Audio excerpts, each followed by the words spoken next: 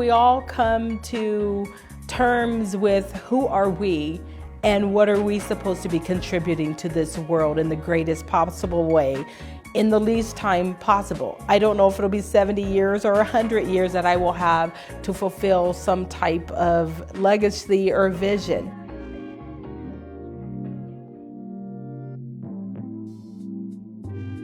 We help them find out what their gifted and talented areas are and find their place and their niche in their community and in this world. They want a place to belong. They want a safe spot. Their parents want them off the streets and away from the TV and from the video games, and we help connect them to their destiny. And the we is a group of parents, retired teachers, professors, moms, and pops who are helping to cultivate the greatness in these young people. We have 99 students that have been engaged in our Learning Academy for the last year. We have about 50 to 60 of those kids that are active, participating in our weekly activities.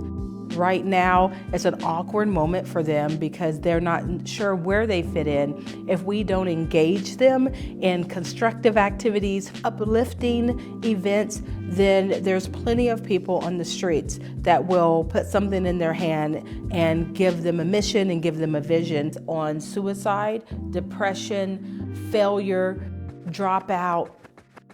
When Robert and I started MidCity, and the concept probably back in 2000, just talking about what impact could we make on the community, we were just focused on the Midtown area. There wasn't a lot of good reports coming out of that 54 block area that goes from 10th Street to 22nd Street and Mitchell to Frederick. There was about 5,000 residents living there. There wasn't a lot of activities. There wasn't a grocery store at the time in the area. There was a lot of negative stuff to say. So we said, hey, let's just focus on this area.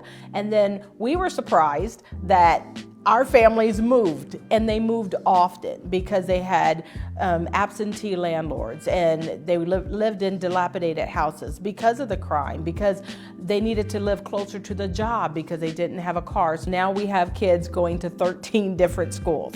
We have to decide every week how the kids are going to get there now because we need to keep them engaged. And in the beginning, we sat back as a team and as a group of volunteers and said, let's pour all the money we can into the kids first.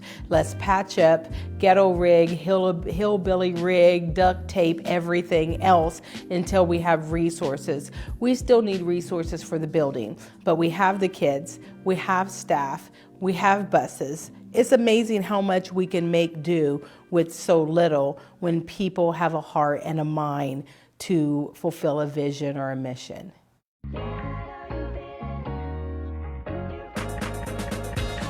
When you come down to MidCity Excellence, it appears that you go there to help those people, and those people pull you closer to the possibilities of a whole new world that we haven't even discovered yet. We have geniuses there. I'm very convinced of that. They are survivors. They have a lot of skills and talent. They're just not marketable yet.